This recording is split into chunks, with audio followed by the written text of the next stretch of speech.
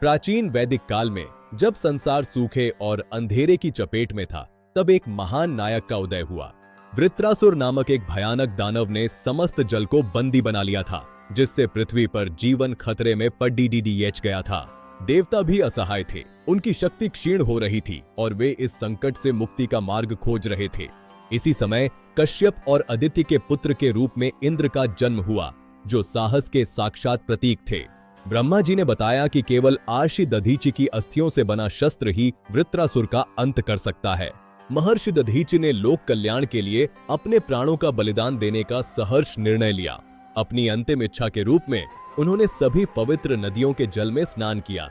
दधीचि के त्याग से विश्वकर्मा ने वज्र का निर्माण किया, जो हीरे जैसा अटूट और बिजली जैसा अजेय था।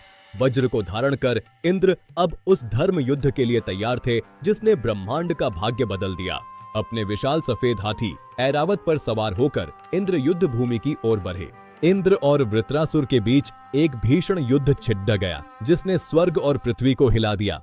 इंद्र ने अपने वज्र के प्रहार से वृत्रासुर के 99 किलों को ध्वस्त कर दिया। अंततः एक निर्णायक क्षण में इंद्र ने वज्र से वृत्रासुर के हृदय को बेध दिया और उसे पराजित किया। वृत्रासुर के गिरते ही जल मुक्त हो गया और मूसलाधार वर्षा ने धरती को पुनर्जीवित कर दिया। नदियां फिर से बहने लगी और प्रकृति ने अपना हरा भरा रूप पुनः प्राप्त कर लिया। इस महान विजय के बाद देवताओं ने इंद्र को अपना राजा चुना और उन्हें स्वर्ग का अधिपति बनाया। स्वर्ग की राजधानी अमरावती इंद्र के शासन में वैभव और शांति का प्रतीक बन गई। वे वर्षा और गरज के देवता बने, जो मानव जीवन को सहारा देने वाले बादलों का संचालन करते हैं। इंद्र केवल एक योद्धा ही नहीं, बल्कि धर्म और न्याय के रक्षक भी बने। उनका शासन चुनौतियों से भरा रहा, लेकिन इंद्र ने हर बार असुरों का वीरता से सामना किया। पौराणिक काल में यद्यपि ब्रह्मा, विष्णु और शिव की महत्ता बढ़ी, लेकिन इंद्र का स्थान अटल रहा।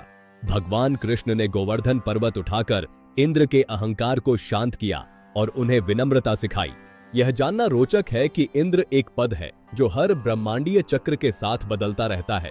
इंद्र की कथा अराजकता पर व्यवस्था की जीत और जीवन के लिए जल की अनिवार्यता का प्रतीक है। उनका वज्र हमें सिखाता है कि निस्वार्थ त्याग से किसी भी बाधा को पार किया जा सकता है। आज भी हिंदू परंपराओं में वर्षा के समय इंद्र का आह्वान श्रद्धा के साथ किया जाता है। इंद्र स्वर्ग के राजा कैसे बने, यह कहानी हमें हमारे समृद्ध इतिहास और साहस की याद दिलाती है।